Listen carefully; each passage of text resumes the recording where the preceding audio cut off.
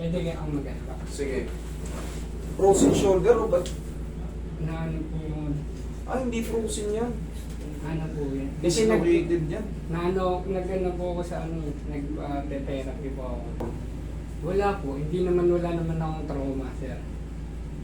Dislocated yan eh. Upo ko rito. Kaya nga po eh. Pero yung una, hindi po ganito yan. Kaya sobrang sakit lang, hindi ko siya magalaw. Yes, Mga ano? unang araw. Yes, Pero na.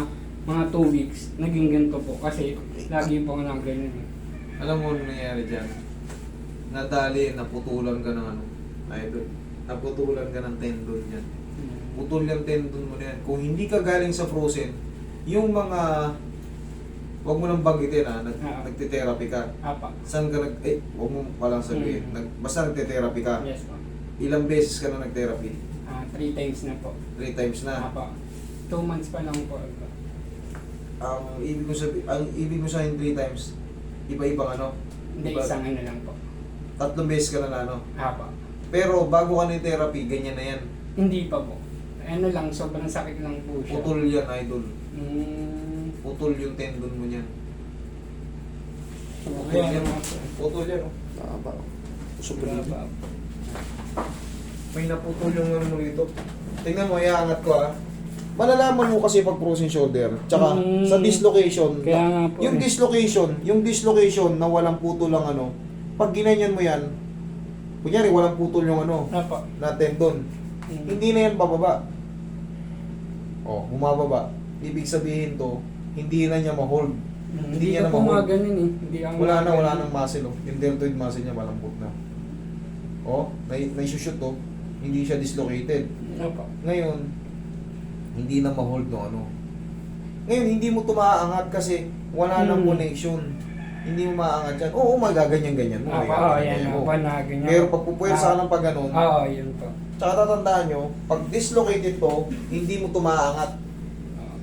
Hindi mo may Oo, gaganyan. yun nga po. Sasakit yan. Ngayon, masakit po. Sir, kahit anong therapy mo rito, sir, Kaya nga po eh. wala. Ganito mangyayari yan, sir. Ipa-MRI mo to, pahahabol mo to, bata ka pa naman. Apa. Pa-opera mo to. Wala akong magagawa rito, sir.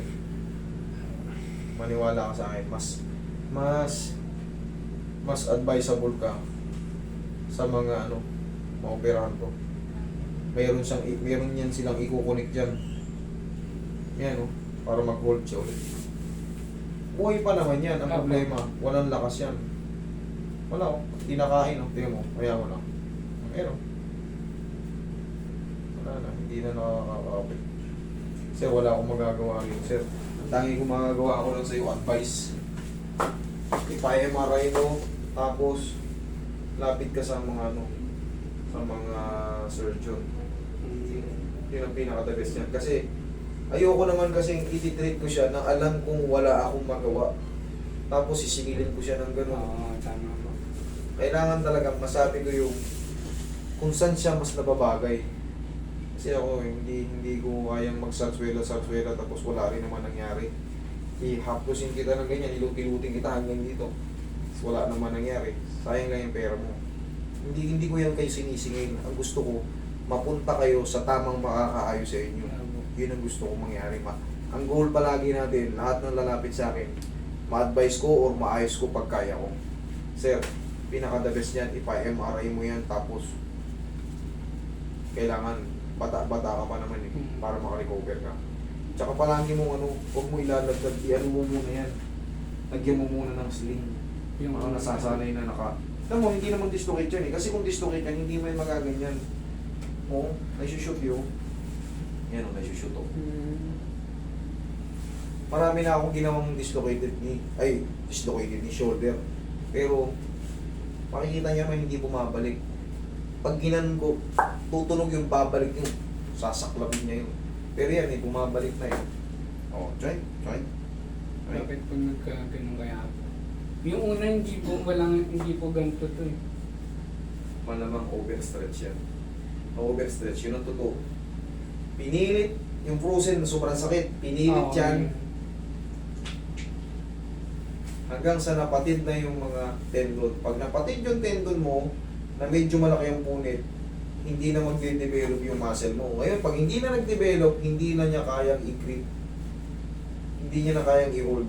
Lumalaglag na siya. Yan ang nangyari dyan. Okay? Idol, punta ka sa ano, pa-MRI mo. Tignan natin kung ano magiging.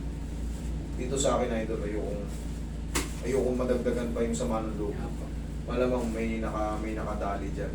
Hindi pa ganyan yan noon.